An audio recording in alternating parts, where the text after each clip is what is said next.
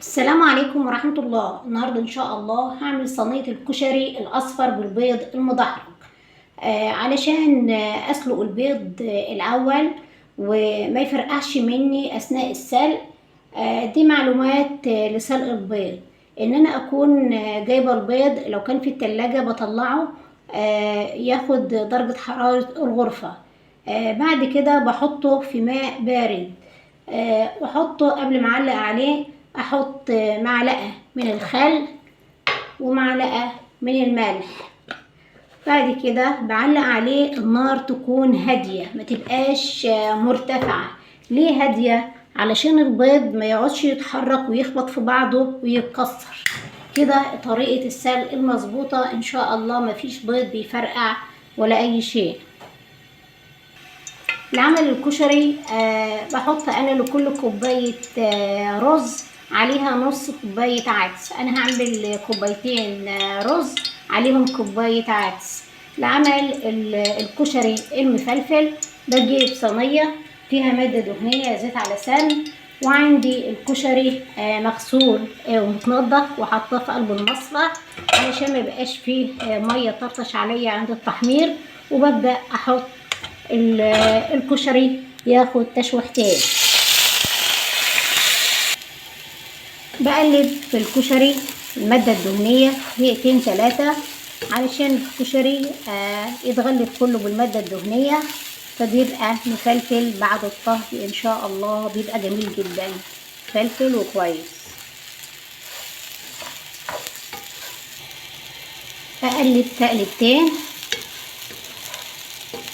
حسيت ان هو خروش الرز اهوت يعني اتغلف وبقى كويس. بجيب انا بصلة مفرية ناعمة وبحطها على الكشري واقلبها طبعا علشان تديني طعم كويس. اللي ما بيحبش يحط البصل ما يحطش، لكن البصلة بتدي طعم جميل جدا للكشري. انزل بالبهارات اللي هي عبارة عن ملح وجنزبيل وكركم وكمون، احطهم ونقلب مع البصلة يديني ريحة جميلة جدا ولون جميل. انزل بالمية المغلية علشان تديني سرعة للطهي. حطيت مية قد ايه؟ انا حاطة كوبايتين رز عليهم كوبايتين مية، وكوباية عدس عليها نص كوباية مية، يعني حاطة كوبايتين ونص. في ثانية بيغلي، هوطي النار ان شاء الله بعد ما يستوي نشوف. عندي البيض بيتسلق اهوت وحاطة فيه الملح والخل، وما شاء الله مفيش ولا بضايا حصل لها اي حاجة، كل واحدة بوحدتها ما يحصلش فرقعة ولا خروج البيض من القشر ولا اي شيء. الرز ما شاء الله استوى ومفلفل وجميل جدا، اللون جميل ومفلفل.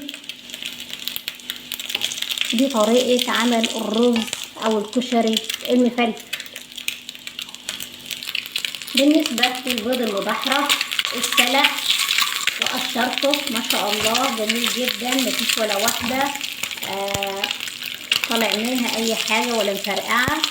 علشان احمره جبت الطاسة وحطيت فيها المادة الدهنية على حسب الرغبة، وحطيت على المادة الدهنية قليل جدا من الملح.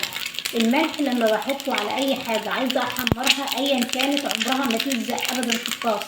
اي نعم الطاسة بتاعتي تيفال، بس حتى لو انا عملتها في ألمونيا حطيت رشة ملح عمرها ما اي حاجة تلزق فيها نهائي. بتتحمر اهوت البيض، وبعد كده هنرش عليه الملح والفلفل والكركم. انا هحط عليه رشة ملح، رشة فلفل اسمر، طبعا فلفل اسمر علشان الزفارة، ورشة كركم، والكركم طبعا علشان يدي لون كويس وقيمة غذائية للبيض.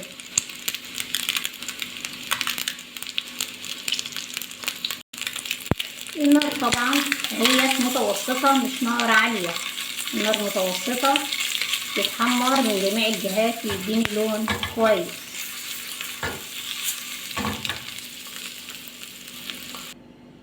ودي صينية الكشري الأصفر بالبيض المدحرج، جميل جدا وسهل وبسيط. والوجبة متكاملة العناصر الغذائية، مع طبق سلطة إن شاء الله يكون جميل جدا. وكده أكون انتهيت، والسلام عليكم ورحمة الله وبركاته.